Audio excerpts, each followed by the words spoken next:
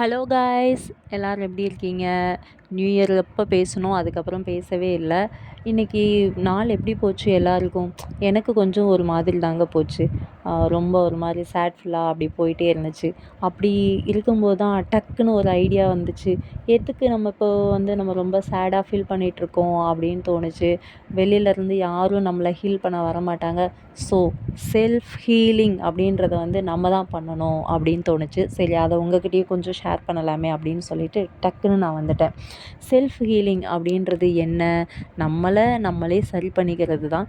எப்போவுமே நம்ம அங்கே போனால் நல்லாயிருக்கும், இங்கே போனால் நல்லாயிருக்கும், அந்த மாதிரி நம்ம டிபெண்டடாக ஏதாவது யோசிச்சுட்டே இருப்போம். பட் ஆனால் மாற்றம் எங்கேருந்து கொண்டு வரணும்? நம்மக்கிட்ட இருந்து தான் கொண்டு வரணும்.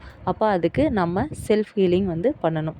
இன்றைக்கி ஒரு நாளில் நமக்கு ஏதோ ஒரு விஷயம் நல்லா நடக்கலை, ஏதோ ஒன்று பிடிச்ச மாதிரி நடக்கலை அப்படின்றதுக்காக நமக்கு சந்தோஷமான தருணங்களும் இருந்திருக்கும்.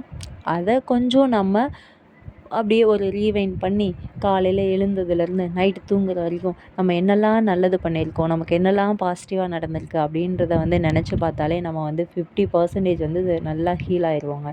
தேவையில்லாமல் கவலைப்படணும் அப்படின்ற தாட்டே இருக்காது.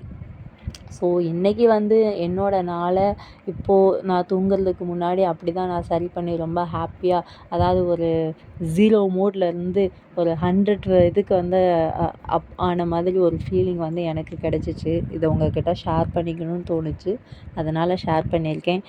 ஒவ்வொருத்தரும் ஒவ்வொரு மாதிரியான செல்ஃப் ஹீலிங் பண்ணுவீங்க. உங்களுக்கு ஏதாவது ஷேர் பண்ணலாம் அப்படின்ற ஒரு ஐடியா இருந்துச்சுன்னா கண்டிப்பாக கமெண்ட் பண்ணுங்கள், ஷேர் பண்ணுங்கள். நம்ம லக்கி பாஸ்கர் படத்தில் துல்கர் சொல்கிற மாதிரி ஒரு நாளில் ஒரு அரை மணி நேரம் எனக்கு பிடிச்ச மாதிரி இல்லை அப்படின்றதுக்காக மொத்த லைஃப்பையும் நான் வேஸ்ட் பண்ணக்கூடாது அப்படின்னு ஒரு பாயிண்ட் சொல்லியிருப்பார். நிஜமாகவே அது எல்லாரோட லைஃப்லேயும் நம்ம அப்படியே பண்ணி பார்க்கலாம். அது ஒரு நல்ல சேஞ்சஸ் கொடுக்கும். நான் உங்களை அடுத்த வீடியோவில் பார்க்குறேன்.